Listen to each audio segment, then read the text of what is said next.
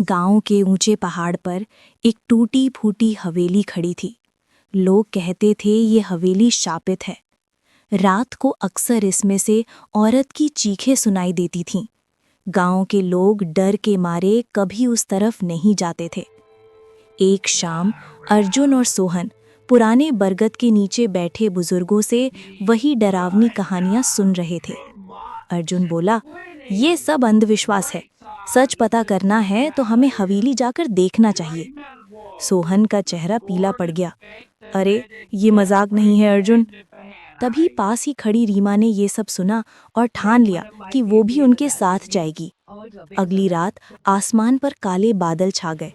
तीनों दोस्त हाथ में लालटेन लिए हवेली की ओर चल पड़े।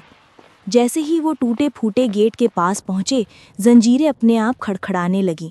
सोहन कांप उठा, मगर अर्जुन ने भारी दरवाज़ा धकेल दिया। अंदर अंधेरा और ठंडी हवा थी। रीमा फुसफुसाई, ये जगह ठीक नहीं लग रही।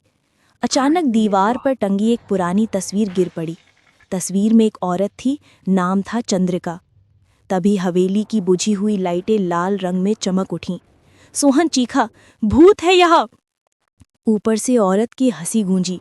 डरे सहमे तीनों सीढ़ियां चढ़कर ऊपर पहुंचे। एक कमरे में झूला कुर्सी अपने आप हिल रही थी। उस पर धुंधला सा औरत का साया बैठा था। धीरे धीरे वो साया खड़ा हुआ और उसका चेहरा सामने आया। फटे पुराने कपड़े, सफ़ेद चमकती आंखें और टेढ़ी मुस्कान। वो थी हवेली की आत्मा चंद्रिका। उसने चीखते हुए कहा, ये मेरा घर है, अब तुम सब मेरे हो जाओगे।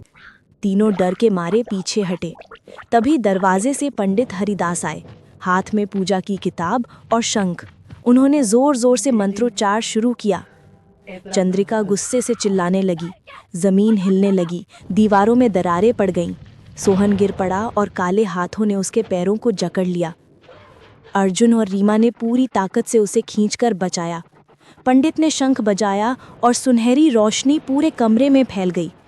चंद्रिका पीछे हट गई, मगर तूफान और तेज हो गया। हवेली की दीवारें गिरने लगीं।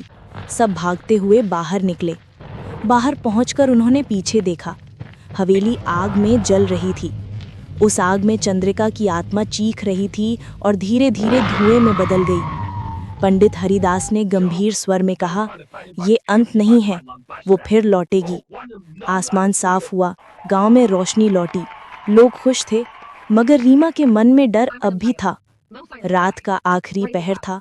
सब सो गए, मगर पहाड़ पर फिर से धुंध छा गई और उस धुंध में वही औरत की हंसी गूंजी। कहानी खत्म नहीं हुई। चंद्रिका फिर लौटेगी। De kroon van de turkey coffee in the hole. Or a hair rolls in the pins for getting some to go.